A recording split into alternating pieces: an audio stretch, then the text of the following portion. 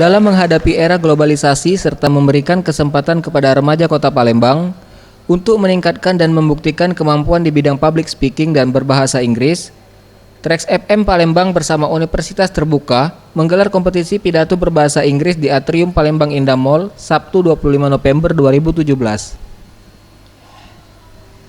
Dalam tema Traxercise Your English with Universitas Terbuka ini diikuti oleh puluhan siswa dan siswi sekolah dan universitas di Kota Palembang.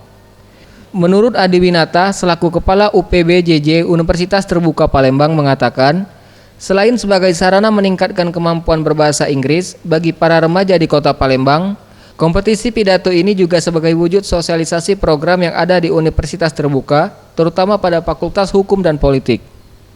Exercise Your English with Universitas Terbuka Palembang.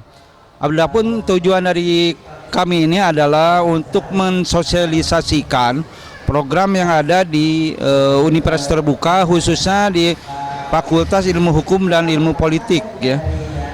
Dan di fakultas ini ada yang namanya jurusan Bahasa Inggris, khususnya penerjemah, bidang minat penerjemah bahasa Inggris.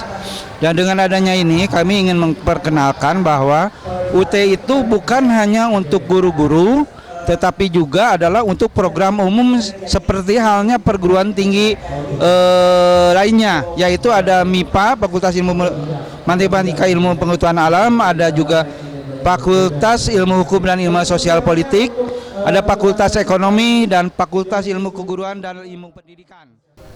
Sigit, salah satu peserta kompetisi, mengharapkan agar kegiatan seperti ini terus digalakkan karena event ini merupakan media untuk mendapatkan rasa percaya diri yang lebih dalam penguasaan public speaking. Dikarenakan dapat dengan baik berbicara di depan orang banyak merupakan modal utama dalam berkomunikasi. Harapan saya untuk acara ini semoga untuk kedepannya lebih banyak lagi pesertanya, karena acara ini sangat bagus untuk meningkatkan minat siswa untuk lebih mengenal bahasa Inggris dan budaya asing lainnya. Ya. Muhammad Septiawan Rizky, Sriwijaya TV.